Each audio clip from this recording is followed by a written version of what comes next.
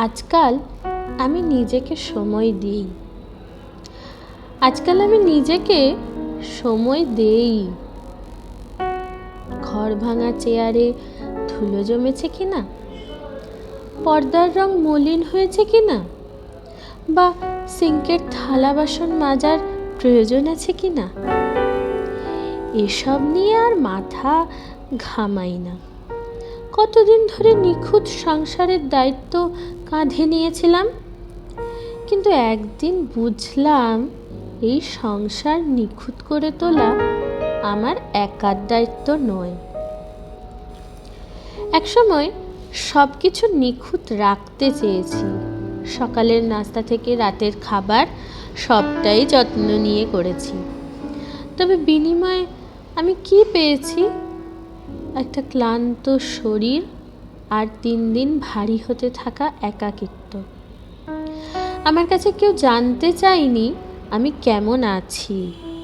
আমার ইচ্ছে, আমার স্বপ্নগুলো কি আর বেঁচে আছে?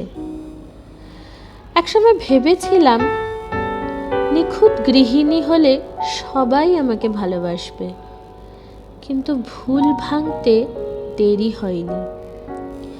সংসারের জন্য করা সব চেষ্টা যেন শিথিল দেয়ালে গিয়ে থেমে থাকত। দিন শেষে ক্লান্ত শরীরে বিছানায় গিয়েছি, চোখের কোণে জমে থাকা কান্না লুকিয়ে। এখন আমি বদলেছি। আমি বুঝেছি নিজের জন্য বাঁচা অপরাধ নয়। আমি এখন নিজের প্রতি ভালোবাসা দেখাই। রান্নাঘর থেকে দূরে বসে প্রিয় বইয়ে ডুব দিই। ইচ্ছে হলে বারান্দায় বসে কফি হাতে আকাশ দেখি। অন্যের প্রত্যাশা পূরণ করতে গিয়ে নিজেকে যে হারিয়ে ফেলেছিলাম, এখন নিজেকে খুঁজে পাই।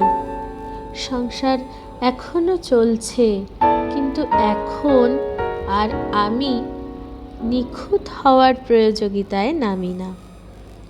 আজকাল আমি নিজেকে সময় দিই, কারণ বুঝেছি নিজেকে ভালোবাসা ছাড়া অন্য কারোর কাছ থেকে ভালোবাসার প্রত্যাশা রাখাটা শুধুই ক্লান্তি বাড়ায়।